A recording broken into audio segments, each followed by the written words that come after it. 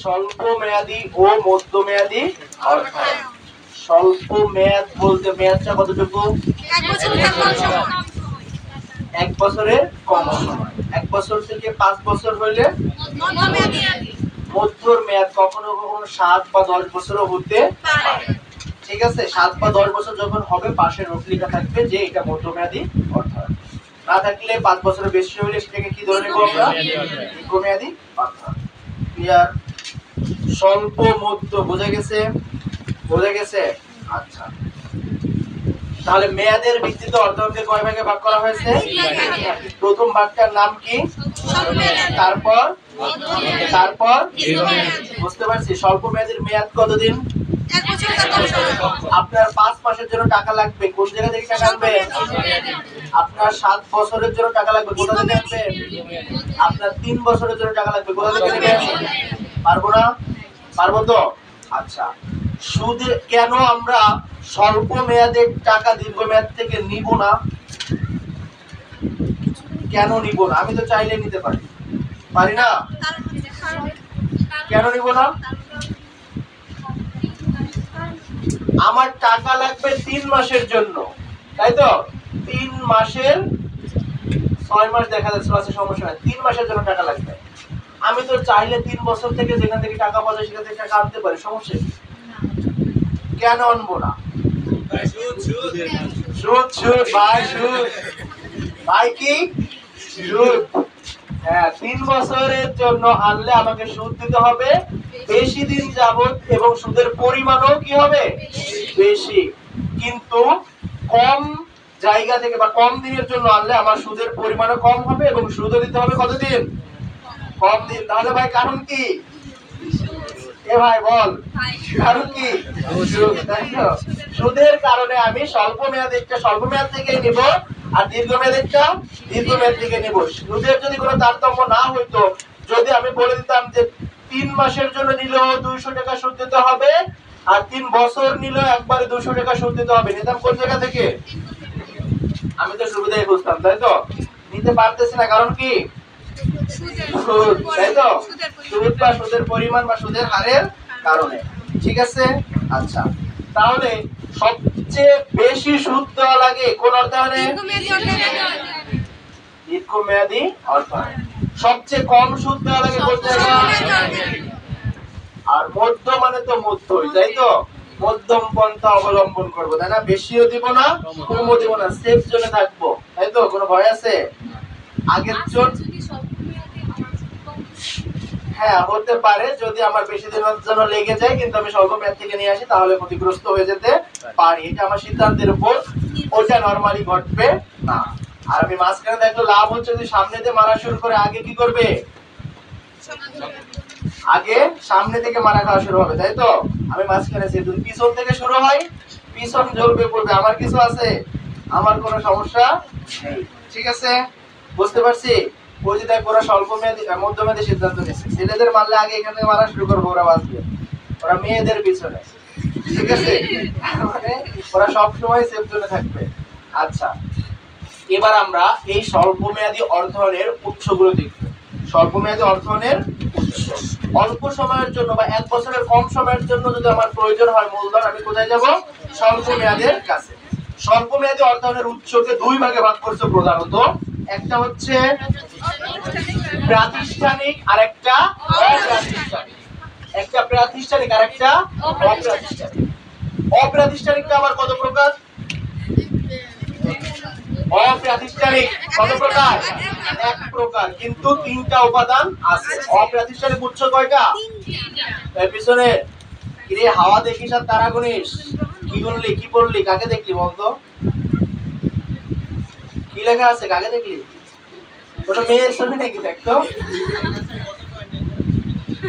এর পয়েন্ট কত? পয়েন্ট কত? খারাপ ভাষায় তো অনুপ্রেরণা। 1 কোপ পিছনে এসে তারপর লাভ দিবি। উচ্চ লাভ দিছিস কখনো? দিস নাই? ঠিক আছে, আমি তো উচ্চ লাভে ফার্স্ট হইতাম বারবার। দেখে মনে দাদা মনে হতে পারে, কিন্তু উঠতে পারি, প্রচুর উঠতে পারি। 1 কোপ পিছনে এসে যদি তুই ঝাঁক মারিস, দেখবি খালি উঠতেছিস উপর দিকে। নামার সময় দেখা যাবে সামনে তো ভালো আছে, তাই না? টেনশন আছে তোদের? কিন্তু তুই দুদুকারি করবে, কষ্ট পাস নাকি? আমি কিন্তু তোদেরকে ভালোবাসে দুদুকারি করি, মেয়েদের কিন্তু আপনিই বলি, আপনি তো তুমি তো নামই না, তোদেরকে ভালোবাসি দেখা। আমি তোদের ভাই না, তোরাও আমার ভাই। ঠিক আছে, রক্ত কাটে যদি মিশাই দিই ক্রসিং করবে না? করবে, রক্তের গ্রুপ মিলা লাগবে, এমনি ক্রসিং করবে, তাই তো? আচ্ছা, অপ্রাতিষ্ঠানিক উৎস হচ্ছে তিনটা। এক নাম্বারটা হচ্ছে ব্যবসায় ঋণ, দুই নাম্বারটা অগ্রিম গ্রহণ, তিন নাম্বার হচ্ছে বকেয়া। ক্লিয়ার? আচ্ছা, প্রথমটা আছে, আচ্ছা প্রথমটা একটা ম্যাথ আছে, আমরা পরের ধাপে প্রথমটা করব। হ্যাঁ, প্রথমটা শেষ থেকে পড়তে পড়তে আসবো। শেষটা কি আছে? বকেয়া। মনে করেন যে এই রুমটা রাসেল ভাই ভাড়া নিয়ে পড়ায়, ঠিক আছে? এই রুমটা রাসেল ভাই ভাড়া নিয়ে পড়ায়, প্রতি মাসে রাসেল ভাইকে টাকা দিতে হয় মনে করেন 10,000 টাকা এই রুমের জন্য। এখন 2 মাসে মনে করেন 20,000 টাকা রাসেল ভাই খরচ হয়ে যাচ্ছে, যেই টাকাটা রাখছিল এই বাসা ভাড়া দেওয়ার জন্য। রাসেল ভাই মালিককে যদি বোঝায় বলে যে আঙ্কেল খুব বিপদে আছি, আমি তো আপনারই ছোট ভাতিজার মতো, আপনি এই 2 মাসের টাকা 2 মাস পরে নিয়েন, এই 2 মাসের টাকাটা আমি 2 মাস পরে দিব, এই 2 মাসে আমার একটু অভাব আছে বা তাই ঠেকাইতে হচ্ছে। আঙ্কেল কি খুব ঝামেলা করবে? সুদ চাইবে? আচ্ছা ঠিক আছে বাবা, তুমি তো আমার পুরানো ছোট কি জানো তাই তো, তোমাকে সুযোগটুকু দিলাম। টাকাটা সে তাকে 2 মাস পরে দিবে, এই 2 মাস তার স্বল্প মেয়াদী কোনো ইনভেস্টের জন্য এই টাকাটা সে ওখানে ইউজ করতে পারবে। সুদ লাগবে? কোনো দলিল লাগবে? এটা কি আনুষ্ঠানিক? কেমন তাহলে? অনানুষ্ঠানিক। তাহলে কিভাবে এটা ম্যানেজ করা যায় বুঝতে পারছি তো? দোকান ভাড়া টাকা 2 মাস পরে দিতে পারবো, আঙ্কেল 2 মাস পরে নিয়ে। বিদ্যুৎ খরচ 2 মাসেরটা একবারে 4 মাস পরে দিয়ে দিব সুদ সহ, সমস্যা আছে? নাই তো সমস্যা, টাকাটা আমি প্রাথমিকভাবে ব্যয় করতে পারবো। ঠিক আছে? 2 নম্বরে কি আছে? অগ্রিম গ্রহণ। আপনাদের থেকে যে রাসেল ভাই টাকাগুলো নিছে এটাই হচ্ছে অগ্রিম গ্রহণ। আপনাদেরকে ভালো ভালো টিচারের ক্লাস দিবে, ভালো ভালো লেকচার দিবে, ভালো ভালো বই দিবে, এই কথা বলে নিছে না? আগে দিছে নাকি আগে নিছে? আগে নিছে, এটাই হচ্ছে অগ্রিম গ্রহণ। ঠিক আছে? আপনি মনে করেন যে প্রোডাক্ট উৎপাদন করে গার্মেন্টসে পাঠাবেন, আপনি এখন কাঁচামাল কিনতে হবে, তারপর উৎপাদন করতে হবে, তারপর পাঠাইতে হবে। যার কাছে পাঠাবেন তাকে বলবেন ভাই সামনে তো পূজা, আপনি তো আমার থেকে প্রোডাক্ট কিনবেনই, তাই না? আপনি আমার থেকে প্রোডাক্ট কিনবেন না? আমার থেকে তো প্রোডাক্ট কিনবেনই। তাহলে এখন যে প্রোডাক্টগুলো কিনতেন তার যে টাকা, তার কিছু অংশ টাকা এখনই আমাকে দিয়ে দেন, আমি কাঁচামালগুলো কিনে উৎপাদন করা শুরু করে। আমার একটু টাকা পয়সার প্রবলেম হচ্ছে, সে কি টাকা দিবে না? দিবে এবং দেয়। ঠিক আছে, এটাকে বলি অগ্রিম গ্রহণ ক্রেতাদের থেকে। ভবিষ্যতে তার কাছে আমি বিক্রয় করব, তাই তো? যেহেতু তার কাছে বিক্রয় করব, তাই তার থেকে অগ্রিম টাকাটা গ্রহণ করতেছি, করে আমি পণ্য বা কাঁচামাল ক্রয় করতেছি এবং কি করতেছি? উৎপাদন করে পরবর্তীতে তার কাছে দিচ্ছি। আগে তার থেকে টাকাটা নিয়ে দিছিলাম, অগ্রিমটা গ্রহণ করলাম, এজন্য এটাকে বলে ক্রেতাদের থেকে অগ্রিম গ্রহণ। বুঝতে পারছি? 3 নাম্বার আছে কি? ব্যবসায় ঋণ। নরমালি এটা সৃষ্টি হয় বাকিতে ক্রয় বিক্রয়ের ফলে। বাকিতে ক্রয় বিক্রয়ের ফলে কি সৃষ্টি হয়?